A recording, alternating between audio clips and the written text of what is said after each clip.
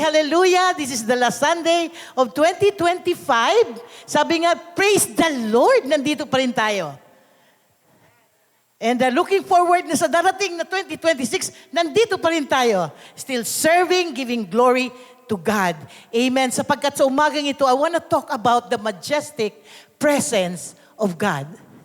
Ang isang nakakamanghang presensya ng Diyos. Gusto ko itong ibigay sa inyo, mga kapatid. This has been in my heart for a very long time. Alam niyo po, yung bagay na talagang mula nung na-born again ako, na hinawakan ko or naging guide and protection ko is the fear of the Lord. Yung banal na pagkatakot sa Diyos. Sabi nga po ng isang great man of God, you can say you love God and still sin. Kasi madaling sabihin, I love the Lord, di ba?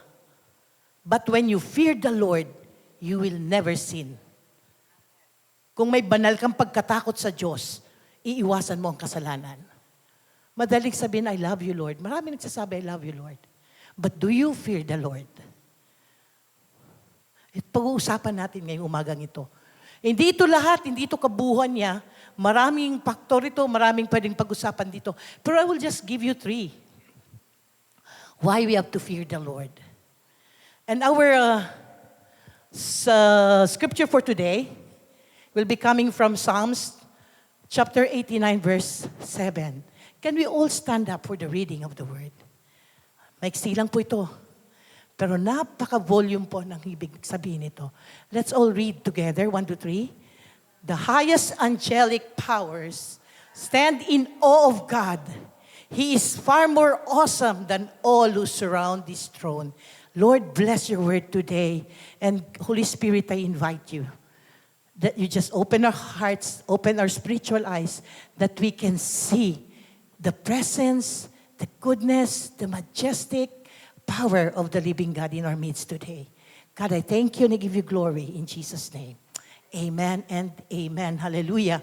Alam niyo po, isang napakaiksing verse, but it speaks of volume. Alam mo, sabi dito, He is far more awesome than all who surround this throne. Oh my gosh, hindi ko alam kung paano sabihin na awesome is mangha. Siya ay nakakamangha. Namamangha ang buong kalangitan sa presensya ng Diyos. Kayo ba namamangha sa Kanya? Alam niyo po yung song na, We may never lose our wonders. Narinig niyo ba yung kantang yon? We may never lose our wonder. Alam mo, dapat totoo yun sa puso natin. Every day, we should not lose the wonders of looking and meeting God. Because He is an awesome God.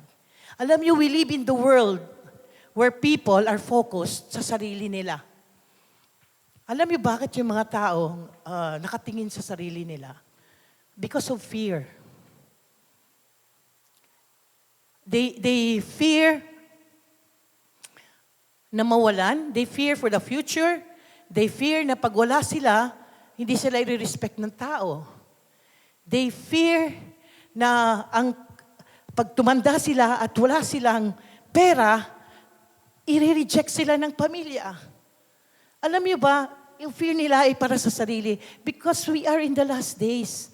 And the scripture says, in the last days, people will be lover of themselves. Ito po ang isa sa visible na makikita nyo kung bakit nasasabi natin na sa huling araw tayo, sapagkat ang mga tao makasarili na. Ako, akin. Ako muna. Kaya nga hindi ka magtataka bakit itong flood control billions napunta sa iilang tao. Ang katapat nito ay sufferings ng marami. Diba? They sacrifice the many para lang doon sa sarili nila. Because they fear. Ayaw nilang mawalan. They fear for future, discomfort. Ayaw nila yun. They fear of having nothing. And the world would always give us these options. Madadivert ka. Bakit ipipresent sa'yo ng mundo? Okay, ito ang magiging sitwasyon mo. The worldly fear, it cripples the people. Ito ang nagpaparalyze sa atin. At dahil doon, syempre nakafocus ka sa sarili mo. Kahit nasa church ka, hindi mo masyadong makita ang presensya ng Diyos. Because you have been looking at yourself.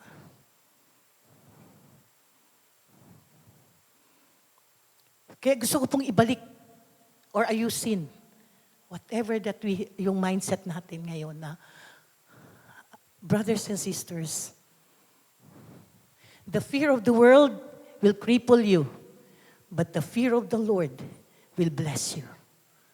Amen. At yung pong gusto kong pag-usapan natin ngayon, how the fear of the Lord will rise up within us. Paano tayo magkaroon ng banal na takot sa Diyos? Alam niyo, the majestic presence of God, sabi, it brings fear, the fear of the Lord. Ito po yung tamang pagkatakot. Hindi ito takot na mawalan ka, kundi takot na makakasala ka at malayo ka sa Diyos. At yan po yung ating naging, sabi nga ng ating binasa, the angelic beings, they bow before the throne. Namamanga sila sa Diyos. At these angelic beings, these heavenly beings, they do not sin. Hindi sila nagkasala.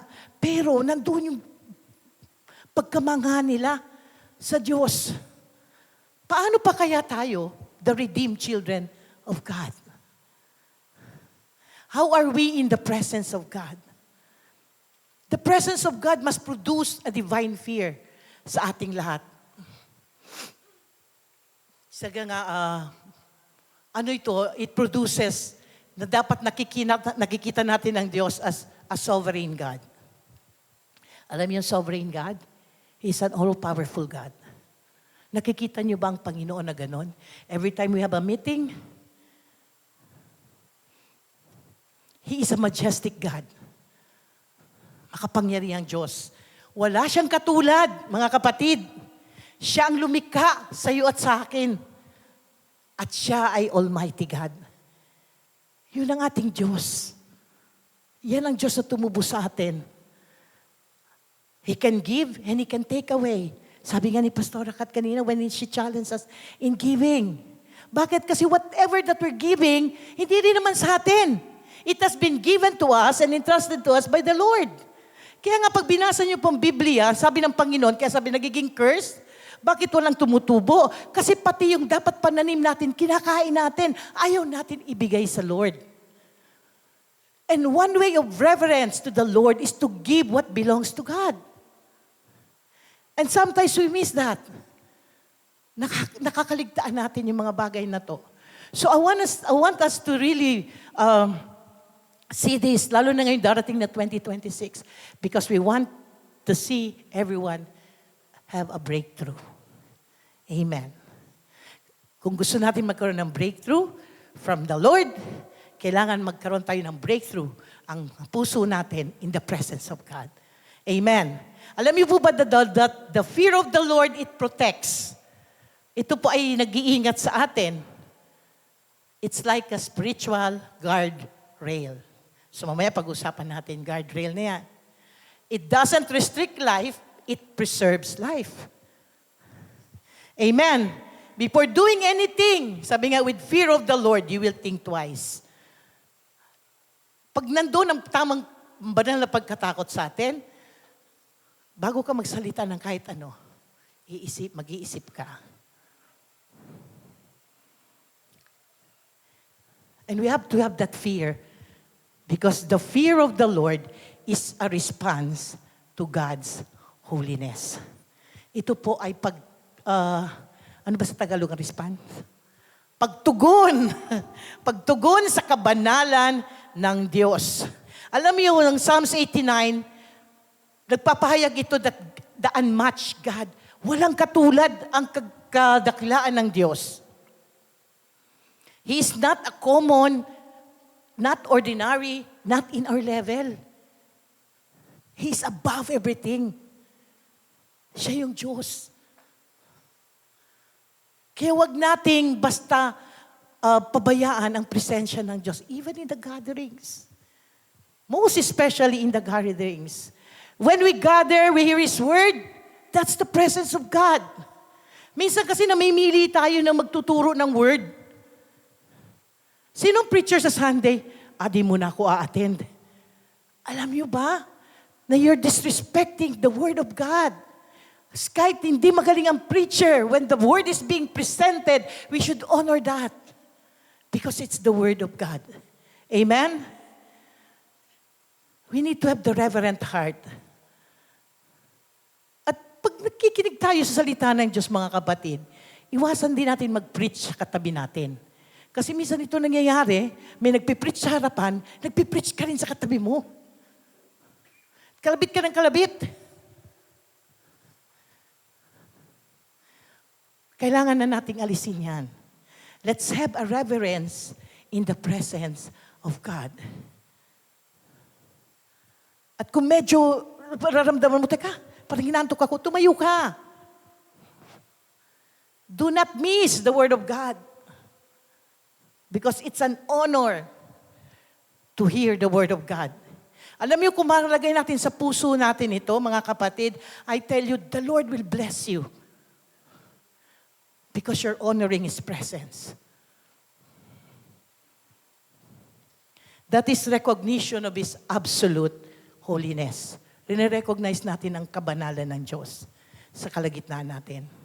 Alam niyo ba, ang banal na pagkatakot, hindi tayo nito tinutulak palayo sa Diyos, kundi iniilan niya tayo palapit sa Kanya. So why do we go to church? Diba? Minsan, check mo, bakit ako nasa church? Kasi kailangan pumunta, sabi ni nanay eh. Or para sabihin nila, nag-church ako. Para sabihin nila, Christian ako. Mga kapatid, that's a wrong, maling kaisipan. You go to church because you want to meet God. You go to church because we want more to hear the Word of God. You want to see God. You want to encounter the presence of God. Because in the presence of God, we are changed. Doon tayo nababago sa presensya ng Diyos. At ang banal na pagkatakot sa puso natin, doon natin nakikita kung gaano kaganda, kabuti ang Diyos. At nakikita natin ang sarili natin na tayo ay mga basahan lamang. Alam niyo ba, in the presence of the gatherings, parang gatherings ng mga beggars, na may biglang dumating na hari. Ano ba anong gagawin mo? Di ba? Kung beggars ka, may dumating na hari. Anong ginawa? Lumuluhod sila. Tahimik sila habang nagsasalita ang hari. Di ba? Alam niyo ba dapat ganun ang presence ng Lord sa life natin? Every time we are in the gathering of the saints, we give reverence to the presence of God. Sabi nga, when we see Him as He truly is, worship becomes natural. Obedience becomes easier. Nag-usapan natin yung obedience kanina. Paano nga ba tayo mag-obey? Kaya this should bring us into understanding that God is not to be taken lightly. Hindi po natin pwedeng ang presensya niya okay lang. Di ba? Galing ako church, okay lang. No. If there's the presence of God, you honor that. You give reverence. And you take to be taken lightly, alam mo, you honor the time. When it is time to worship, you give the right time to worship. Because that's the right time, it belongs to God. At pag binawasan mo yun, hindi na yung buo. Parang okay ka lang kung dumating ka late o pwede kang hindi dumating. No, mga kapatid. We have to honor the presence of God even in our time. Ibig sabihin, sa bahay pa lang, excited ka na, I'm going to meet the Lord today. Because His presence is not casual. Hindi po casual ang presensya ng Diyos. And His word is not optional. No, pwede naman, mamiss ko yung word, worship lang ako. After ng worship, nawala na. Kung saan na napunta. Brothers and sisters, I'm saying this to you because I love you. And the word is very important sa buhay ng Kristiyano. At kung tinuturing mo ang sarili mo anak ng Diyos, kailangan alam mo ang salita niya. Alam mong i-honor ang salita niya. Hindi ko nandun ka nga sa loob, pero nasa labas naman ang isip mo. Di ba? Or marami kang ginagawa, parang si Martha at si Mary. Si Martha, busy-busy naman siya, serving the Lord. But she missed the most important, sabi ng Panginoon. And it is the Word of God. Alam mo, pag sumamba tayo sa Diyos, sumamba tayo ng buo. Huwag tayo sumamba ng kalahati. His glory is not negotiable. Mga kapatid, don't trade the glory of God.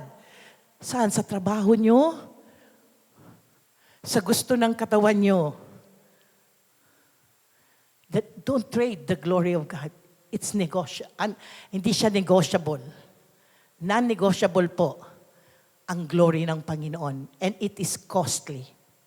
It cost commitment. It will cost your life. But, sabi nga, when the glory of God is here, that's where you receive your miracle. Ang buhay natin, araw-araw kailangan ng miracle. Amen? When the glory of God is there, it brings healing. Gusto-gusto natin ng healing, but we miss the glory. Because we trade the glory of God for other things. Kaya encourage everyone, do not trade the glory of God. We need the glory of God every day. Sa buhay natin, sa ginagawa natin, whether you are a full-time worker sa church or attendees lang, you need the glory of God. And it will cost you something. It will cost your commitment. Alam niyo, in Revelation 4, sabi dito, basahin natin ng sabay-sabay, 1, 2, 3. The 24 elders fall down and worship the one sitting on the throne, the one who lives forever and ever. And they lay their crowns before the throne and say, You are worthy, O Lord our God, to receive glory and honor and power, for you created all things, and they exist because you created what you pleased. Alam niyo ito, they lay down. Alam niyo ba yung crown? That is your accomplishment. Yung mga, ganda sa'yo. Di ba yung crown, ano bang simbolo ng crown? Authority? Prestige? Di ba? Pag na-crown, kaya nga yung Miss Universe, pag na-crown Di ba? May, may walk na siya. Anong tawag doon sa walk na yun? Sabi, ito, everything that you are, you should lay it down before the Lord. It should be the response of every Christian. And apart from God, we are nothing. Wala po tayo, mga kapatid. I'm telling you this, and this is the truth. Apart from Him, sabi nga, for you created all things, and they exist because you created what you please. And He is worthy to be praised. Ang ganda ng kanta natin. Actually, trinay ko sa Lord. Hindi ako kasi usually I would send song sa ating worship team. Pag ako po mag-speak, kasi may mga songs ako na, pero sabi ko, Lord, I just allow the Holy Spirit right now na magkaroon kami ng coordination, the word and the worship. And true enough, sabi, He is worthy. Walang ibang karapat dapat kundi ang Diyos lang. Amen? Hindi, not even our, sabi nga, power or talent. Bali, wala po yan. Kung hindi natin maibigay sa Diyos ang tamang pagsamba or the response of having the fear of Him. Ang having the fear of God is reverence. It's a deep respect. It's honor. Yun ang dapat na ibinibigay natin sa presensya ng Diyos. Amen? And then number 2, the fear of the Lord keeps us in right path. Ito po, banal na takot, ayaw niyo mga ligaw, develop that. Kailangan makita natin ang Diyos sa Kanyang kabanal-banalang trono. Makita natin ang sarili natin na tayo ay maliit lang. Parang si Isaiah, nung sinabi niya, I see the Lord, exalted high above. Exalted high above. I see the Lord, exalted high above. At siya ay nagpatira pa. Ibig sabihin siya ay lumuhod sa harapan dahil nakita niya ang Diyos kung gaano ito kaganda at kabuti. In our hearts, we have to see God the same way. God is a holy God, mga kapatid. Kaya nga in Proverbs 9:10, ang sabi, the fear of the Lord is the foundation of wisdom. Knowledge of the Holy One result in good judgment. Because when you have the fear of the Lord, you become wise. You can avoid evil. Bakit? Wise ka eh. So alam mo kung anong masama na makakasira sa iyo. When you have that fear, yun na nga sabi ko kanina, bago ka magsasalita, iniisip mo, ito ba ay magkukos sa akin ng sin? Ito ba ay makakasakit sa kapatiran ko? Hindi tayo basta salita lang. Alam niyo, it's part of self-control. Kaya nga ang ganda na sabi ng Proverbs din, ang taong walang self-control is like a city na walang defense, walang wall. But when you have self-control, ibig sabihin, nakataas ang defense mo. Hindi ka pwedeng i-invade ng kalaban. So when you have the fear of the Lord, you are wise. And you have always, sabi nga, may palagi ang wall mo nasa taas. Amen? We choose purity over pleasure. Yun po ang fruit ng fear of the Lord. Ibig sabihin, mas pinipili natin ang kalinisan kesa doon sa pansariling kaligayahan. Because itong pansariling kaligayahan, the world will offer it to you. Why? To destroy your purity. But when you have the fear of the Lord, ang purity, you are going to embrace that. And then we choose obedience over opinion. Diba? Maraming opinion. Pwede ka naman hindi mag-church. Magbigay ka na lang.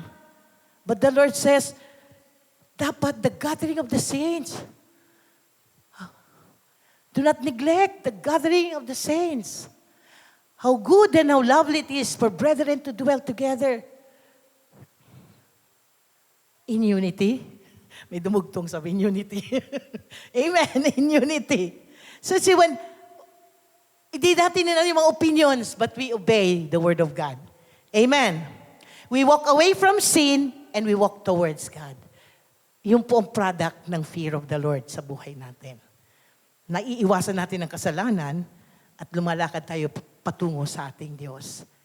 Ang fear of the Lord po, ulitin ko ulit, this is the second time, is our spiritual guard rail. It leads to life and it preserves our life. Alam niyo guard rail, mga kapatid? Yung parang boundary. Di ba? Kung bangin yan, napunta kang Tagaytay. Lahat dito nakapunta ng Tagaytay, di ba? Meron doon may lalagay silang bakod para hindi ka mahulog. That's guardrail. The fear of the Lord is our guardrail. Ito, magsasabing hanggang dito lang ang boundary. Do not go over there. Mamamatay kayo dyan. Amen? So, let us develop that. Pero paano nga po ba, Panginoon, ma-develop yung fear sa'yo? Paano nga ba when you see God personally as God who creates you, as sovereign God, a majestic God? Minsan nami-miss natin ito kasi natitake na lang natin for granted ang Diyos, ang presensya niya. Pero pag naunawaan niyo po ang presensya ng Diyos sa buhay mo na ito ang magdadala ng kagalingan sa iyo, ito ang nagligtas sa iyo, na kahit siya isang Diyos, hallelujah, He's God. He created everything. He is sovereign. He's all-powerful. And yet, He loves us. Sino ba tayo sa harapan ng Diyos? Pero minsan tayo pa yung mapagmalaki sa harapan ng Diyos, no? Kaya mga kapatid, let's honor the Lord in our life and see God as He is, as a sovereign, loving, powerful God.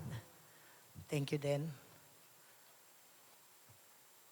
And number 3, the fear of the Lord, it produces worship. Sabi nga ni Pastora Kat, ang worship hindi lang naman song.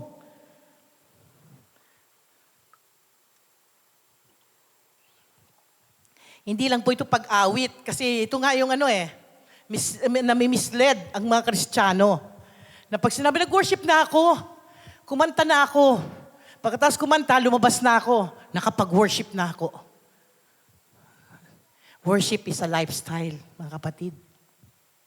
It's not the song you sing, but it's the life lived. Psalms 89 from verse 5 to 7, ang sabi dito, let the heavens praise your wonders, O Lord, your faithfulness in the assembly of the holy ones. For you in the skies can be compared to the Lord. For who in the skies can be compared to the Lord? Who among the heavenly beings is like the Lord?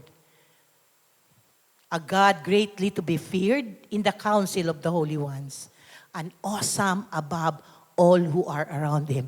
Alam niyo ba na is more than that?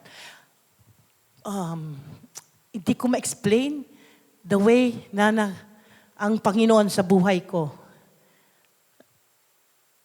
Na gusto kong i-impart sa inyo. Ang sabi dito, mas malaki pa siya kaysa kanino pa man. Mas makapangyarihan siya kaysa sa ano pa man. Kaya when we truly fear the Lord, worship is not boring. Kung totoo nating nakilala ang Diyos at may banal na pagkatakot tayo sa Kanya, ang pagsamba po ay just an overflow of our lives. Hindi na tayo pinipilit pumunta sa church. Sa church. Amen. Gatherings of the church. Punta tayo, mag-worship tayo. Ay, teka muna, may gagawin pala ako. We trade the presence of God. When we truly fear the Lord, worship is an overflow sa buhay natin. Automatic po yun. Lumalabas sa bibig natin, the way we live, in our giving, in everything na meron ka, nakikita ang Diyos, ang pagsamba mo sa Diyos sa buhay mo. Prayer is not a chore. When you fear the Lord, prayer, hindi yan obligasyon. But it's always an excitement to meet and talk with God. Alam mo, pakahirap po talaga ang prayer. Honestly po, the ministry of prayer, isa sa pinaka-challenge sa church. Bakit? Because this is where battles are being made. At bago ka napunta sa prayer, you battle with yourself. Pupunta ba ako o hindi? Naku, baka ituro ako kung papapray nito. Diba? Alanganin naman ang oras ng prayer. Ang dami nating pwede maging reason. But if you truly fear the Lord, brothers and sisters, you will always love to pray. You know why? Because it's the presence of God that you encounter. And when you encounter the presence of God, miracles happen. Minsan lalapit lang tayo pag may pangangailangan na tayo. Pwede ka naman lumapit para hindi ka na mangailangan. Amen? Alam mo, may isa kong narinig na nanay ng preacher. Pinagpipray niya talaga ang kanyang mga pamilya. Sinasabi niya na ganito, in Jesus' name, Lord, I rebuke any crippling disease to come and touch the body of my families. Basta lahat yun, dinideclare niya yun, nagpipray siya every day for the family, protection and blessing. And true enough, mga kapatid, they experience that. So bakit hintay natin mga ilangan bago lumapit sa Diyos? Kung pwede man tayo lumapit araw-araw. Prayer is not a chore. It's an overflow of your life. Because you are grateful. Serving Him is not a burden, but a joy and privilege. His presence becomes our treasure. Sorry po. At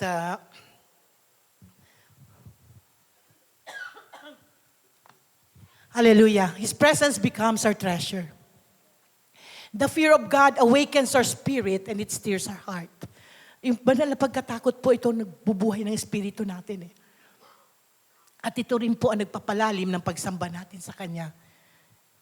And it reminds us how majestic our God is. Psalms 89 verse 7 calls us to lift our eyes higher to God as He truly is. Alam po, this coming year, 2026, let us condition our hearts to know God more, to experience the presence of God, to experience His power, to experience His goodness and His mercy. Kasi minsan bukang bibig lang natin ito, but we don't truly experience it. I want you to experience how good God is. How faithful He is. He can bless you. He can heal you. He can complete you because He is God. Let's give Him the worship with reverence, mga kapatid. Let's worship God with reverence in our heart. Let's honor Him in everything that we offer Him. Ang buhay natin, let's honor Him. Resources, God deserves to be honored. Amen? Karapat-dapat po ang Diyos na bigyan natin ng honor. Sa Kanya po lahat ng bagay. Anong man meron tayo, pag-aari pa rin ng Panginoon yan na pinagkakatiwala lang sa atin. Huwag natin ipagdamot sa Diyos ang oras mo, ang buhay mo. Sa Kanya yan. He gives and He can take away. Sabi nga, stop being full of yourself, feeling entitled, but let's walk in humility before God. Let's serve Him with holy fear. Sabi nga, 2026, ang goal is not weight loss.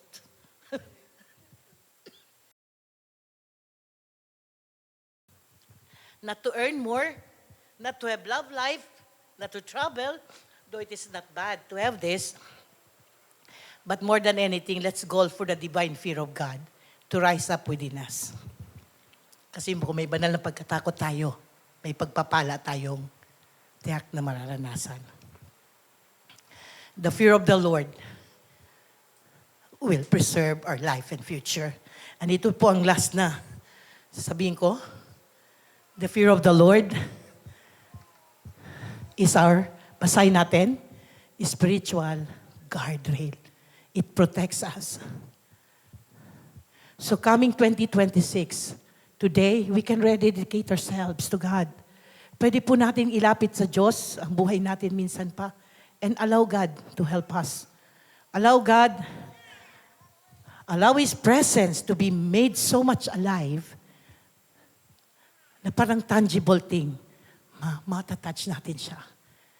This morning, alam niyo ba, sabi, where 2 or 3 gathered in His name, He is in the midst. The presence of God is here. What do you need? Alam mo what God needs coming from us is our heart. A whole heart that will worship, honor, and revere Him. As children of God, mga kapatid, ito ang karapat-dapat na dapat binibigay natin sa Diyos. Huwag kalating puso, kundi buong puso. Paano nagiging kalahati ang puso natin? Pag hindi natin nakikita ang Diyos sa kabuhay niya bilang isang Diyos na makapangyarihan and yet a loving and merciful God to us. Amen? Sabi nga, we're like beggars. And when we gather, the King comes. Kaya dapat pag dumating ang Panginoon sa presensya, sa kalagitnaan natin, we know how to honor Him. Hallelujah.